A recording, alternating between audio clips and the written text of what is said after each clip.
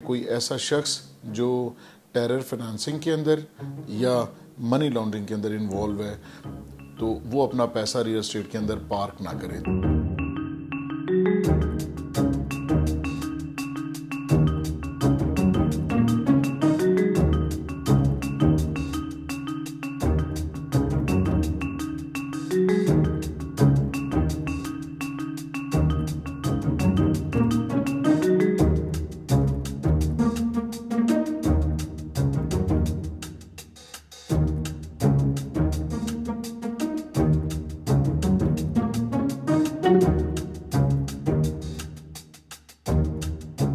सबसे पहले आप गूगल पे जाएंगे।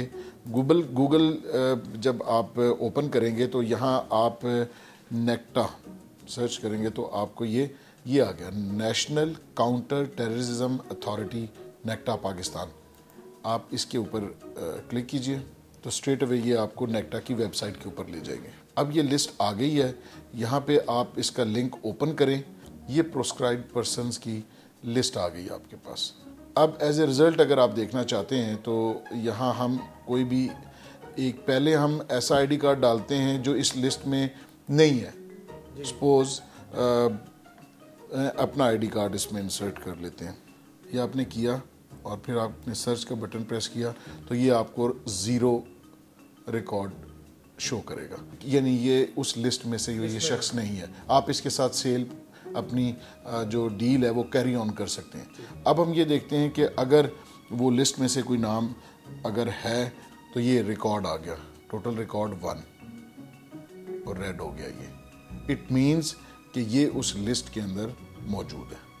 इसके साथ हमने सेल जो है वो आगे प्रोसेस नहीं करनी, इनके साथ हमने डील नहीं करनी। इस शख्स की सस्पिशियस ट्रांजैक्शन रिपोर्ट जनरेट करनी है, वो हमने FMU को भेजनी है कि ये शख्स ने अटेम्प्ट किया है प्रॉपर्टी बाय करने के लिए।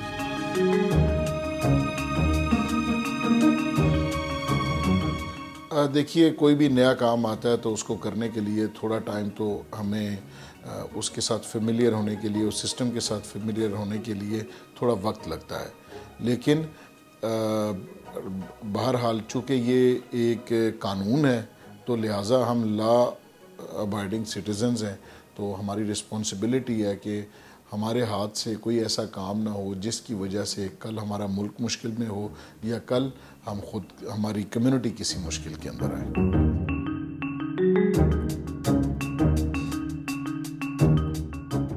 मैं समझता हूँ कि वो इतना इजी है भी नहीं जितना उन्होंने वो बनाया हुआ था कि टेररिस्ट आके और वो आके यहाँ पे आके पाकिस्तान के अंदर और इवन के कैपिटल के अंदर आके और इस किस्म की रियल स्टेट में इसमें बहुत बड़ी सरमायाकारी कर रहे हैं।